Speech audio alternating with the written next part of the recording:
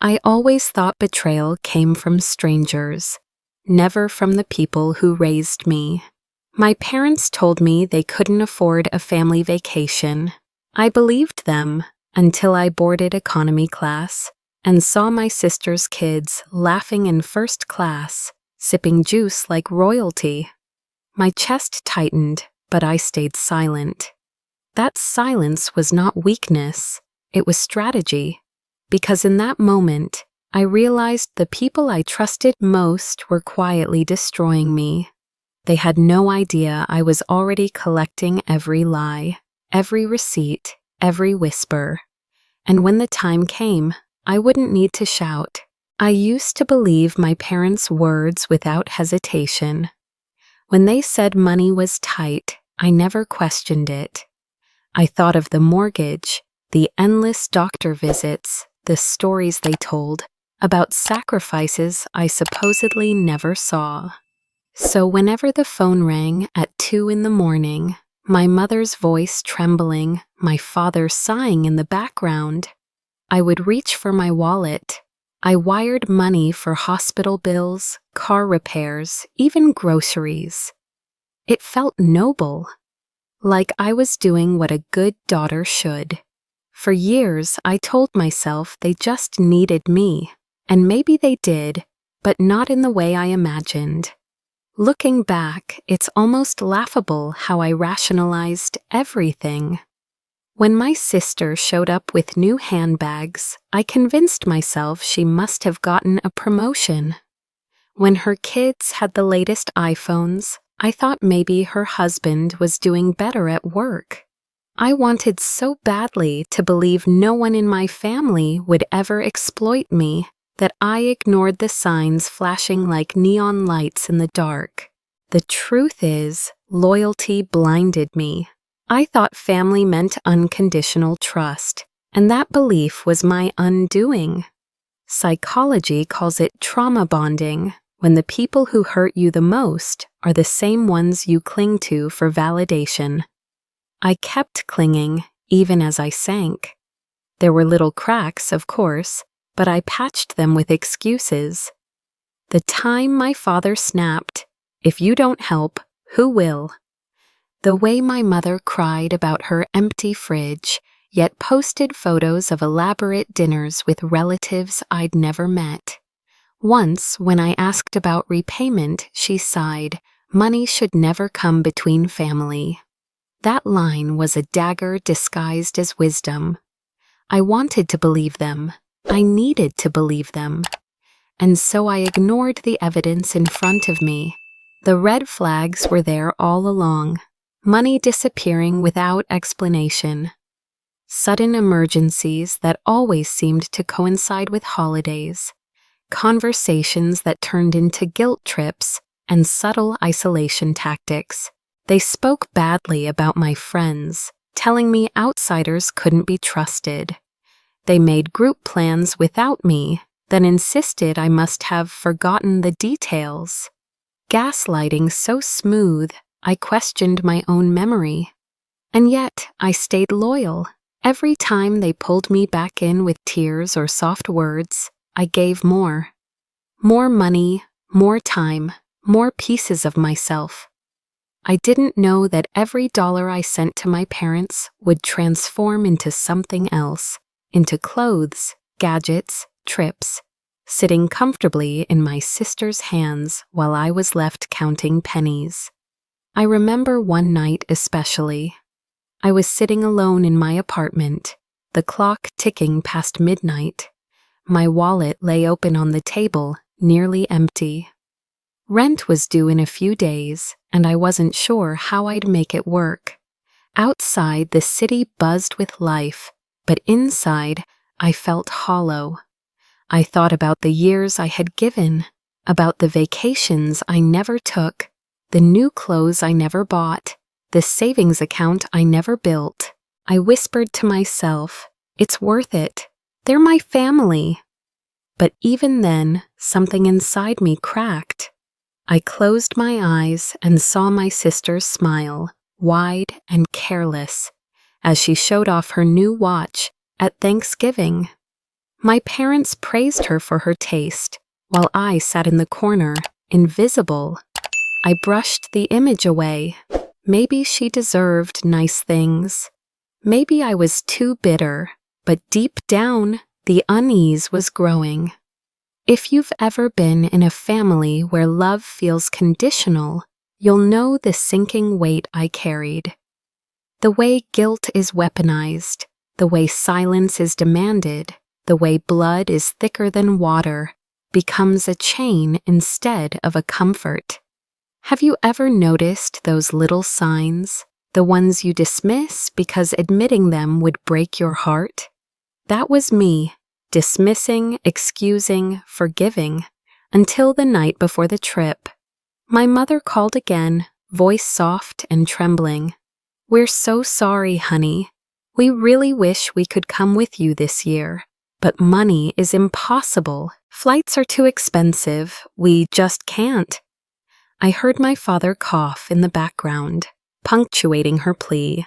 I swallowed hard, told her I understood, and promised I'd take photos so they could see the beaches through my eyes. When I hung up, I sat quietly, letting the words settle. Maybe they were telling the truth. Maybe they really were struggling. I wanted to believe them, desperately, but belief can be a dangerous thing. I didn't know that my trust was fueling their lies.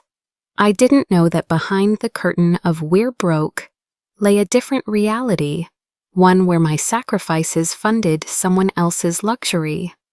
And I certainly didn't know that in just a few days, at the airport, everything I thought I understood about my family would shatter in an instant. The airport was crowded, the kind of restless hum that makes your skin buzz. I rolled my suitcase toward the gate, trying to ignore the ache in my chest from leaving alone again. My parents' words still echoed in my head. "We can't afford it, honey. Next year, maybe." I told myself not to feel resentful, not to imagine what it would be like to see them sitting next to me on the beach. Then it happened. Out of the corner of my eye, I caught a familiar laugh. My sister's children were bouncing in wide leather seats, their legs too short to touch the floor. First class, they waved at my parents, who stood nearby with cups of champagne, smiling like royalty. The world tilted. My pulse slammed in my ears, my throat tightened until I thought I'd choke. For a second, I believed I must have misseen it. Maybe it was a mistake.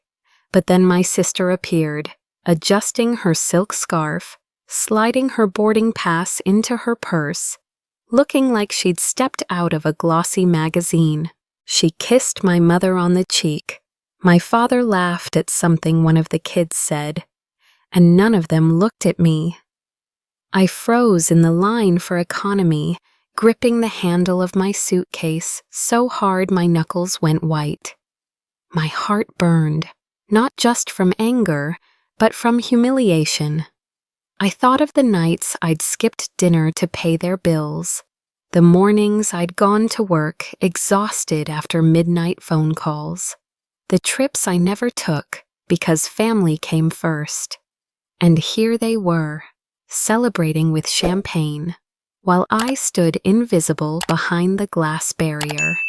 I wanted to scream, to walk up and throw the truth in their faces. My body trembled with rage, but my lips pressed shut. I told myself, not now, not here. I swore if I opened my mouth in that moment, everything would collapse right there at the boarding gate. So I boarded in silence. On the flight, I stared at the seatback screen, unable to watch the movie playing. My mind replayed the scene over and over, the laughter, the glint of my sister's jewelry, the way my parents had pretended poverty while living a double life. Every ounce of pain twisted into a single realization. I wasn't just being used, I was being mocked. Something hardened inside me, When I landed, I began writing everything down. Dates, amounts, phone calls. I started saving receipts, screenshots, anything that proved the pattern of lies. My phone became a vault of secrets. But the universe wasn't finished showing me the truth. Late one night, scrolling through my messages, I stumbled upon something I wasn't supposed to see. A notification from an old group chat popped up on my laptop, the one my family had accidentally removed me from months earlier. I clicked. My stomach flipped as I read line after line of my parents and sister ridiculing me. "She's so gullible," my sister had written. "If she stops paying, we'll find another excuse," my father replied. "She thinks she's helping, but she's just pathetic," my mother added with a laughing emoji. I sat frozen, tears sliding silently down my face. The people I had loved most weren't just lying. They were mocking me for believing. The weight of those words crushed me. For years I'd told myself I was valued, that my sacrifices mattered. In that moment, I felt stripped bare, like I was nothing more than their personal atom I couldn't breathe. I ran outside into my car and slammed the door. The night air was cold, but I barely noticed. I gripped the steering wheel, sobbing until my body shook. Their words echoed in my head, gullible, pathetic. I whispered to myself, "Am I really that useless? Am I really the fool they say I am?" For the first time, I questioned not just them, but the tears eventually slowed, leaving me hollow. I leaned my forehead against the steering wheel, staring at the dashboard lights, wondering if maybe they were right. But deep down, a small ember still glowed. No, this wasn't about me being worthless. This was about them crossing a line I could no longer ignore.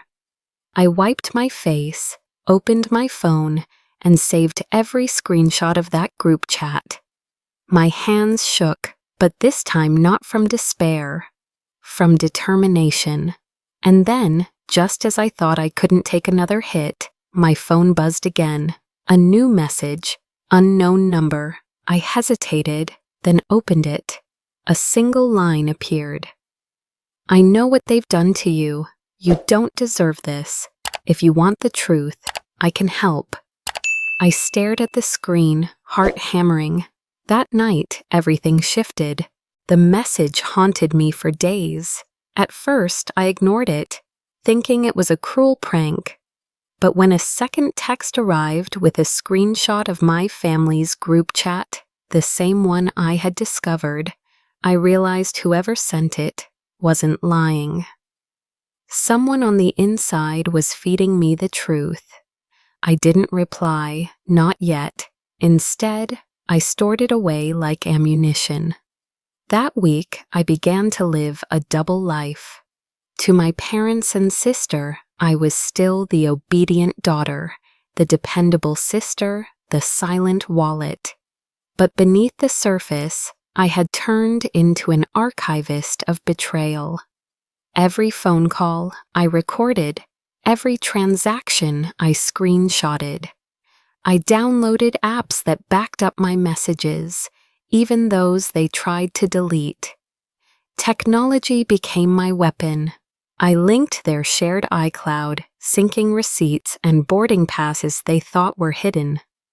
A notification pinged on my laptop one night, a purchase confirmation for jewelry. The same night, my mother had called sobbing about overdue medical bills. I saved the file, labeling it Lie 37. Then came the discovery that shattered me all over again. I had been combing through property records, guided by suspicion more than proof, when I found the deed to my parents' house. The name on the ownership had quietly changed, not to both daughters, not even split fairly. solely to my sister. My breath caught in my throat. Years of sacrifice, of sending money to keep the house afloat.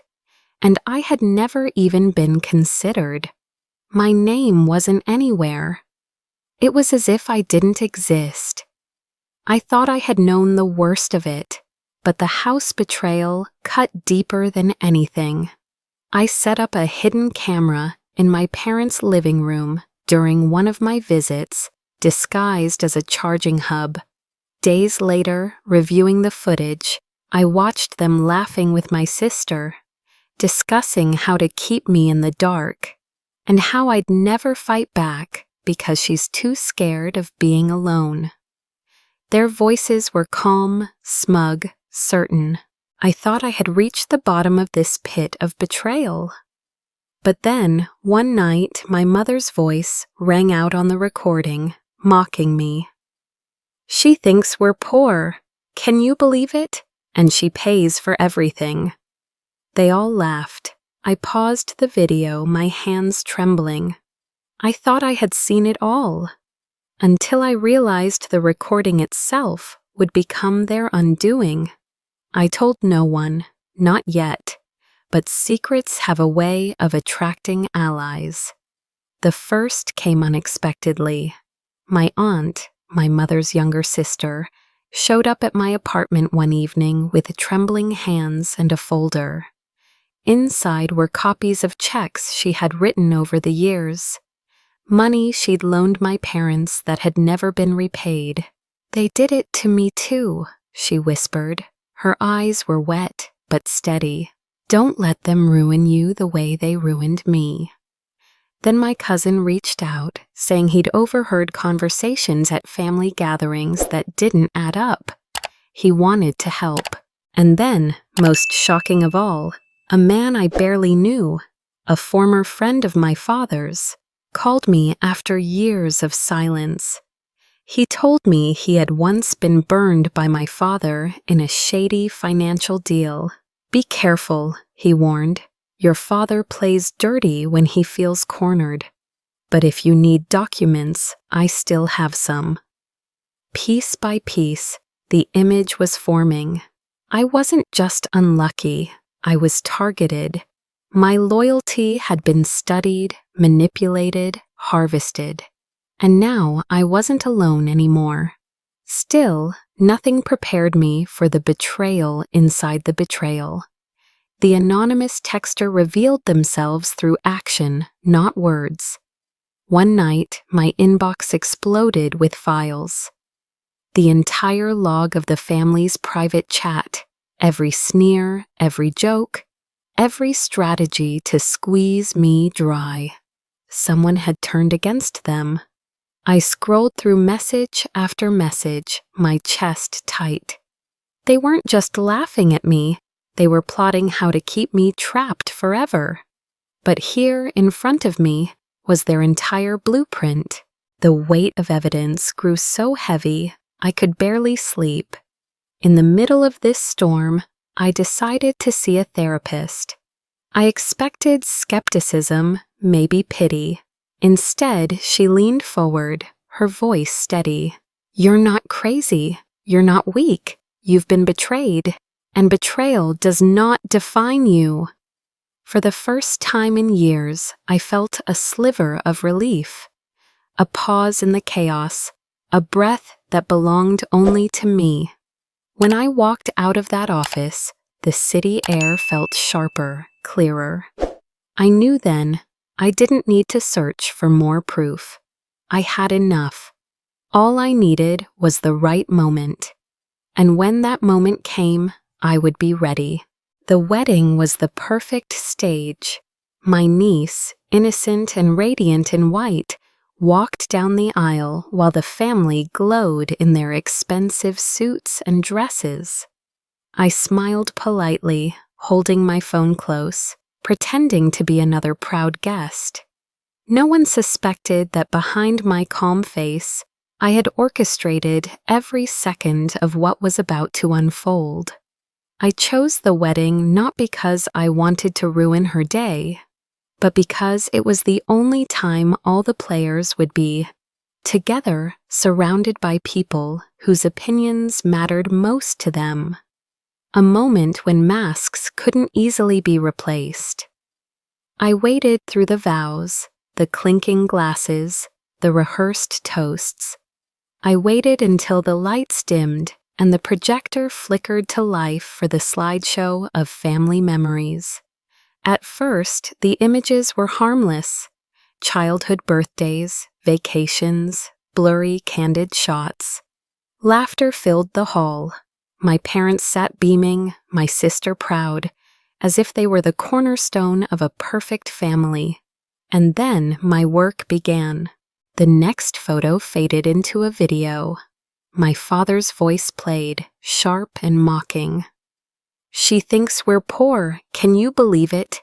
And she pays for everything." My mother's laughter followed, unmistakable. The sound echoed across the ballroom, erasing the joy in an instant. Gasps cut through the silence. Guests shifted uncomfortably in their chairs. My sister's face drained of color as the screen lit up with more clips, snippets of conversations, screenshots of group chats, evidence stacked one after another. They hadn't just lied to me. They had plotted, mocked, and celebrated my blindness. I sat still, my heart pounding, watching their empire crack. The reactions rippled like an earthquake. My mother clutched her pearls, sputtering denials. My father shouted over the screen, ordering someone to turn it off. My sister, trembling, accused me directly. "You did this! You're trying to destroy us!" But no one rushed to their defense. The silence of the crowd was heavier than their screams. I could have ended it there, let the footage speak for itself. But I hadn't shown everything, not yet, because I wasn't just exposing their cruelty, I was holding their greed in my hands. When the projector finally cut to black, the guests still stunned, I stood up. My voice didn't shake. "There's something else you should all see." I opened a folder, pulling out the property records, the bank transfers, the hidden documents I had collected. I laid them on the table in the center of the room, like cards in a game they thought they had already won. "This house," I said, tapping the deed, "the one I spent years helping them pay for, it doesn't belong to both daughters. It belongs only to my sister, and they never told me." The murmurs grew louder, my parents' faces twisted with desperation. My sister cried, insisting she hadn't known. But the papers told the truth. They had stolen from me, erased me, planned to discard me. The room turned against them.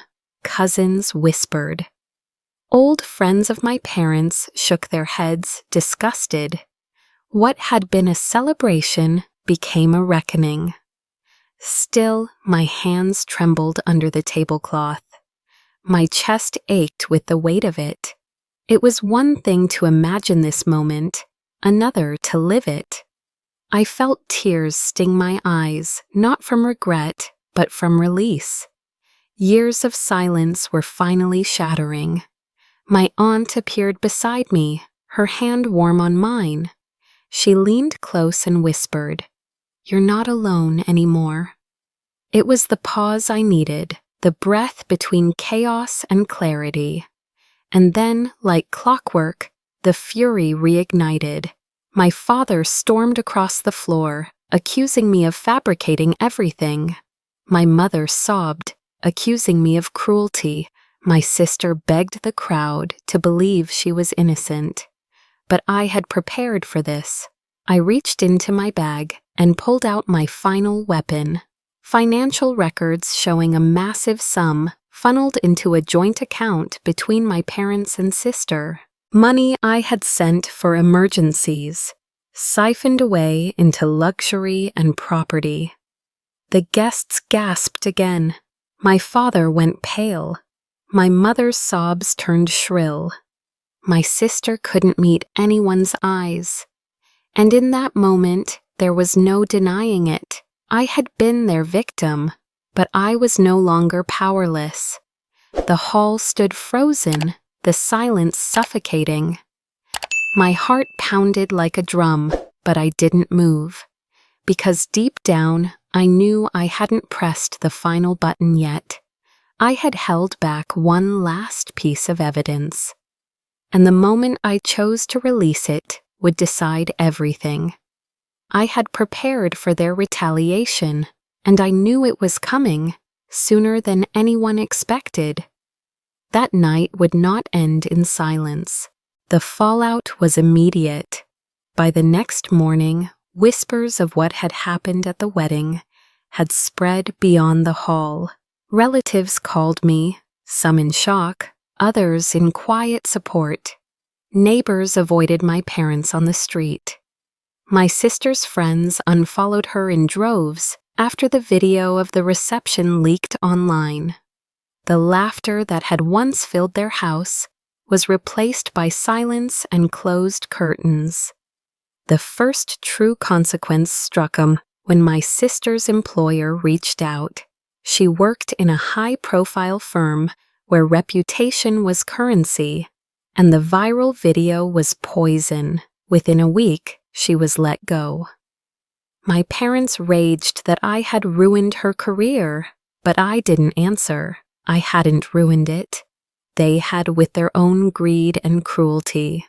And then came the collective judgment of the family. At gatherings, whispers rose whenever my parents entered.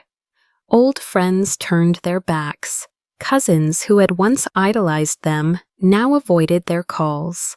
Even the relatives who had always defended them sat quietly, unwilling to take their side anymore. Isolation was their new reality, and this time I was not the one left alone. But karma needed more than whispers. It needed a push. My lawyer called with news that made my hands shake. "We've filed the claim," she said. "Given the evidence you've gathered, the financial transfers, the misuse of funds, the fraud, there's a strong chance the court will order restitution, not just repayment, but interest." Restitution. The word sank into me like water into dry ground. After years of draining myself to keep them afloat, the tide was finally reversing. For once, they would have to pay me back, dollar for dollar, plus more. When I hung up, I sat in silence, staring at the walls of my apartment. I should have felt triumphant. Instead, I felt strangely hollow. Justice wasn't about the money. It was about the validation, the acknowledgement that what they had done was real, that I wasn't crazy, that the years of sacrifice and pain weren't just in my head. But the universe wasn't finished revealing truths. At a small family gathering a week later, my aunt stood up, her hands trembling. She looked directly at me before turning to the room. "It wasn't just her," she said. "They did it to me too." The crowd stilled. She pulled out old checkbooks, receipts, letters, proof of loans and promises my parents had made and broken. She spoke of years of manipulation, of being told she was selfish when she stopped giving, of being shunned for refusing to comply. The wave of anger in the room was palpable. It wasn't just me anymore. It was a pattern, a history. My parents weren't victims of an ungrateful child. They were predators in their own family. I stood frozen, my chest tight. For years, I had carried the weight alone, convinced I was weak, dramatic, unlovable. Now, in front of everyone, another voice rose, to confirm what I had always known but couldn't prove. I was not alone. That night, when the gathering ended and the house emptied, I sat in my car, hands gripping the steering wheel. Tears streamed down my face, not from pain, but from release. For the first time in years, I felt seen. Someone had believed me. Someone had said out loud what I had whispered to myself in the dark. Justice, I realized, wasn't just punishment. It was recognition. The catharsis was overwhelming. My body trembled, my breath came in uneven gasps, and I let it all out. The grief, the rage, the years of silence. My tears stained the steering wheel, but I didn't care. This wasn't weakness. This was freedom. I thought the reckoning was complete, but deep inside, I knew there was still one more truth waiting to be uncovered. The final secret hadn't surfaced yet, and when it did, everything would change again. The weeks that followed were a strange mixture of silence and clarity. For the first time in my adult life, my phone no longer vibrated with late-night demands.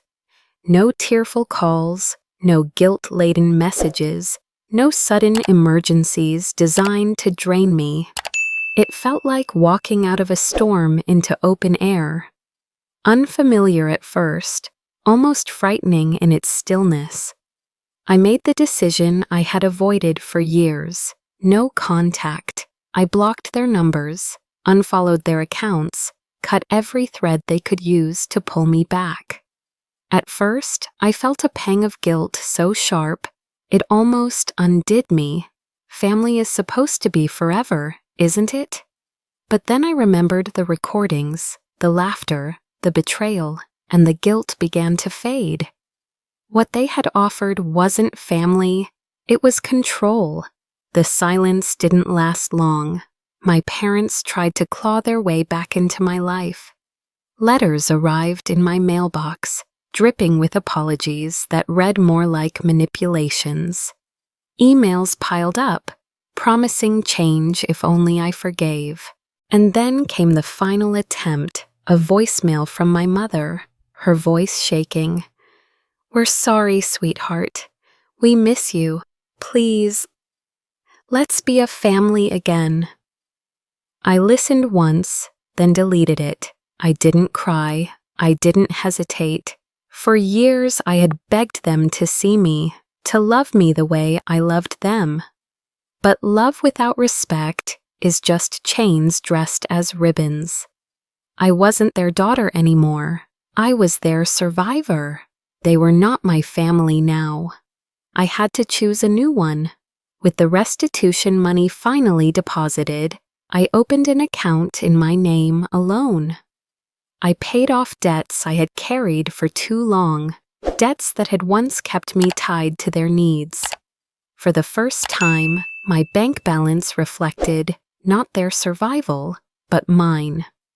I moved into a small but bright apartment with windows that caught the morning light and walls I could paint however I wanted. No shadows of arguments, no reminders of midnight phone calls, just mine. Every corner whispered possibility instead of exhaustion. I started therapy twice a week, not just to heal the wounds they left, but to learn how to trust myself again. Each session stripped away another layer of doubt, revealing someone I barely recognized. A woman who could stand alone, who could say no without apology, who could walk away without looking back. And with every step, I built boundaries like walls of steel.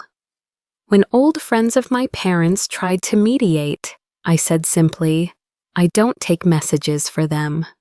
When distant cousins reached out, testing the waters, I made it clear I wasn't available to be their scapegoat anymore. The money helped, yes, but what I valued more was the freedom, the ability to say yes only to myself. I traveled, not far at first, but enough to breathe air that wasn't tainted by memories. I met new people, ones who didn't know me as the giver, the ATM, the pathetic one. They just knew me as Natalie, and slowly I began to believe that was enough. Months later, I found myself boarding a plane. Sign again, this time, my ticket said first class. Not because someone else had stolen from me, not because I had been manipulated into funding someone else's luxury, but because I had chosen it for myself. I sank into the wide leather seat, the hum of the cabin wrapping around me like a promise. A glass of champagne arrived, and I lifted it to my lips with a quiet smile. This wasn't revenge anymore. This was rebirth. As the plane lifted off, I closed my eyes and let the city shrink beneath me. I didn't need them to pay for this moment, because I had already paid for it 1,000 times in tears and sacrifice. Now it was mine, pure, untainted, earned. And in that silence above the clouds, I realized something profound. I hadn't defeated them. I hadn't won some battle of wills. That was never the point. I had chosen myself. I hadn't beaten my family. I had simply stopped letting them beat me. And in doing so, I discovered the truest victory of all. I whispered to myself, steady and sure, I didn't win against them. I just won with me. The future stretched ahead, not as a battlefield, but as open sky.